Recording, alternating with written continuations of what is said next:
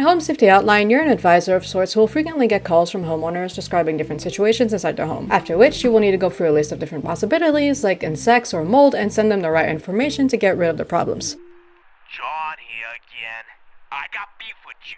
I made a mistake. But slowly but surely, you'll end up realizing that the company you work for, Home City Outline, is hiding a lot more than you might have anticipated. The name of our character isn't disclosed, and so we will be calling them guest number 36, as the computer suggests. The game will extend itself throughout our full work week from Monday to Friday, which starts on April 24th, 1996. So yes, this means that for this video, I had to get a job. I know this is a touchy subject, but don't worry, twin, we'll get through this together. On our first day, we're greeted by our supervisor, Carol, who explains to us what I described earlier with the calls from homeowners. Like John earlier, who described some kind of infestation, and I sent my answer as black mold. Silly John. A lot of answers are also blocked from you from the get-go, which is already a red flag because why would you want to hide things from me? Like, do you not want me to do my job properly? I'm confused. Another red flag that came before this is that Carol basically said that everyone in the company is basically family.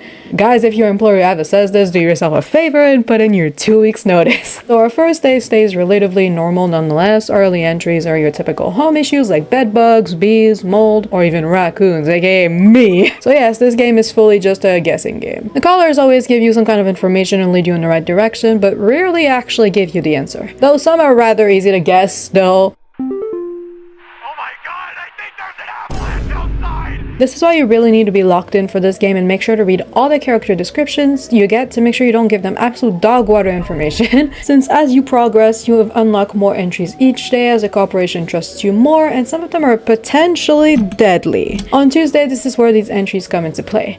Carol calls you again, thanks you for your good work, and explains that more entries have now been unlocked. Entries that, however, remain confidential, so we now need to be even more vigilant to not send the caller the wrong information. These entries are way more supernatural and contain things like pipe hobs, balls beats, or cellar growth. Some of them are funny though. What the hell is a traveling gnome supposed to be? Why is my community in my suitcase? But there are also psychological ones like the portal that manipulates people into wanting to traverse it, which gives you a pretty creepy call. I think I found some kind of door. I feel like maybe I should step through it. Yeah, I think I need to go inside. The wind feels so nice.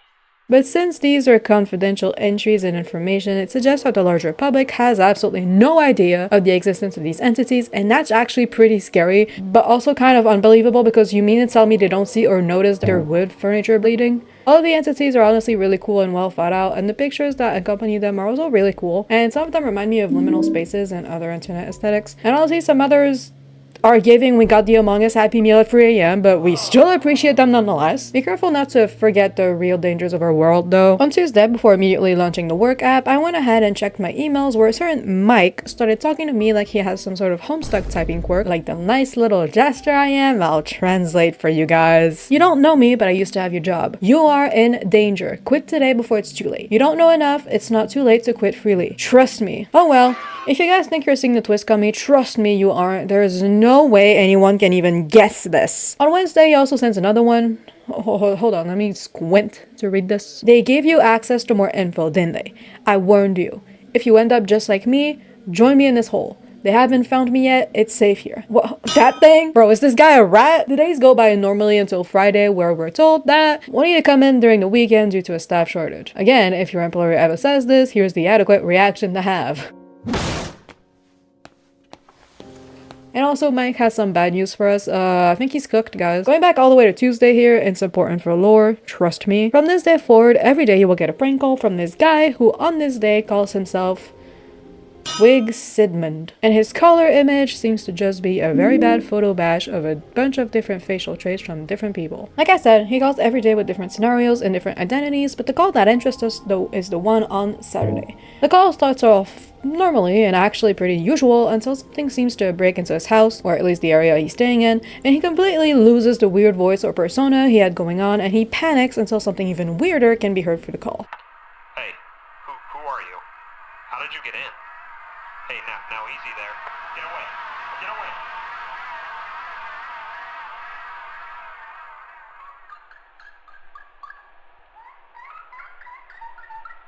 So it seems as if something happened to him, and to find out what that little noise at the end is, it's actually rather simple. Most of the entries have an option to listen to a quick audio clip of the sound the entity makes, so we just need to go by an elimination process, and there is one animal that makes a pretty similar sound. The mice. This is the second video in a row where rodents play a core part of the game I'm talking about. Should I be scared? From here we can make two theories. A, he's got somehow killed or like rage baited or by something, I guess, and then a mice just decided to pass by. Or B, he is the mice. We all have a little mice in us, am I right, guys? The theory I personally follow is the second one. I don't know about you guys, though. The corporation we work for transforms people into mice, pretty much. And the prank caller ended up having a member of our association cast a spell on him and transformed him into a mice. Bro, what is this? Am I a mage in World of Warcraft now? Like, hello? And yes, this is why Mike was typing so weirdly in the emails, because, you know, little fingers. So certain workers of the association are like witches or fays maybe, or something along those lines. So at this point, I was just out here stressing my butt off because, no offense guys, but being a mice is not exactly the life I was dreaming of. Like, okay, sure, Swiss cheese is nice, but I can't eat that as a human too, so no thanks. But if you're wondering, yes, something can happen if you don't get enough right answers. From here on out, I'll be spoiling the endings of the game, so feel free to skip to this time code if you want to skip that. If you get too many wrong answers, Carol will give you a call explaining that you are going to be fired since you are simply not good at your job. Hello, employee. Supervisor Carol here. We've been watching you for some time, and I must say that we have been rather disappointed in your performance here. Of course, that's not it, or that we believe that would be boring. We end up getting a quick first-person POV cinematic, where our character looks down upon their hands to notice they've shrunk a lot before making the same sound as the prank caller, and the text appears on screen. You are now unemployed. I bet I love you happier to hear that, huh? So this does prove what we were thinking. The association is ready to pretty much kill you if you underperform to hide the weird supernatural phenomena and keep them confidential. Okay, but what if you manage to get through your work week? Important to note that as the days go by, Carol seems to get more comfortable around us and even starts talking in Old English. What's next? She's gonna ask me what type of tea I want. She acts a bit as if she was also hiding something, but decides to show it to us more once she sees that we're conforming to the company's rules. Our last day, so Sunday, acts out a little differently than the earlier parts of the game. Like you might have noticed, not a lot changes through the week other than the numbers of entries, but otherwise the rest stays all pretty similar. However, on Sunday, this will be different as we will be passing an exam that if we pass, will turn us into a confirmed employee. First off, the entries descriptions will be replaced by pictures of trees and other things of that nature, which means you will be going completely blind to give you answers. The second thing is that today, our callers will be some kind of druids who will give us riddles, which you obviously need to answer correctly to, or at least to the best of your abilities. They relate both to a world entities, but also the supernatural ones, which can make it really easy for some, but really hard for others. Though no worries, as you can totally make a mistake or two and still pass the exam. The ambience in this part really made me feel like my soul was about to exit my body. It doesn't help that the druids sound like this either. If you pass the exam, Carol will come back and give you another quick call. We've been watching you closely. For all this time, you have been providing excellent and accurate answers to our callers. These acts will not go unrewarded, and I'm pleased to report that you have qualified for a promotion. Please stand by while I prepare thy promotion.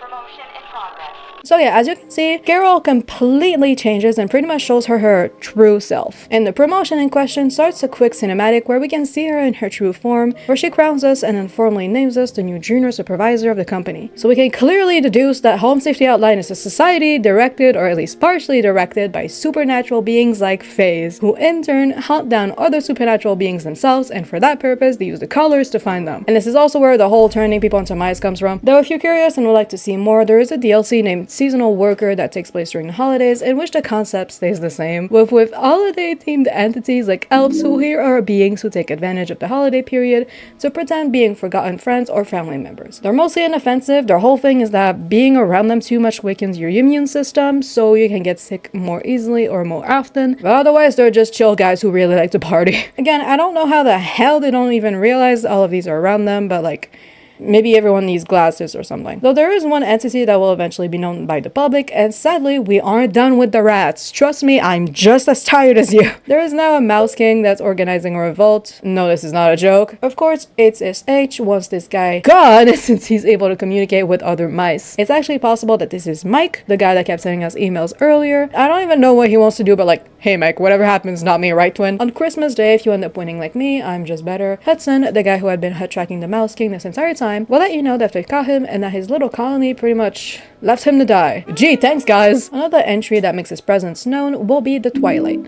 It makes itself known by spawning random aurora borealis in places where it makes absolutely zero sense. What are aurora borealis doing in Texas? I can't do this anymore, dude. A simplified explanation of the Twilight is that it appears every year and feeds off of people's fears, and it is incredibly dangerous and can do damage to a ton of people at the same time. In the bad ending, Carol calls to let you know that whatever punishment she do probably would never be the same as what's about to happen, which is followed by a cinematic in which the Twilight literally seems to be causing the end of the world. People are praying outside and alert messages appear on TVs, and a message appears that's saying that Christmas is ruined. Anyway, if you win, you get to participate in the office Christmas party with all your colleagues and happily ever after. Let's go! I think this is a very nice little game, honestly. Of course, the most interesting part being the entities who genuinely remind me of the SCP Foundation with the way the entries are written down, descriptions, and how to get rid of them. Though it can feel like it drags on a lot sometimes. There are 55 calls in the base game alone, not counting the prank ones or the employee calls, and sometimes waiting around for a call to come through can really genuinely feel like this GIF. I kind of wish sometimes the call would just continue immediately consecutively, but I get that they're done like this to simulate an actual office job of this type. Otherwise, it's really fun to play and guess what the entity could be, and if you'd like to try the game for yourself, I made sure to not spoil too many of the phone calls so you could still have a fun experience, other than the avalanche one. On that note, I would really appreciate if you could subscribe if you enjoyed. We're halfway to 900, guys, please. Happy New Year, and I'll see you soon.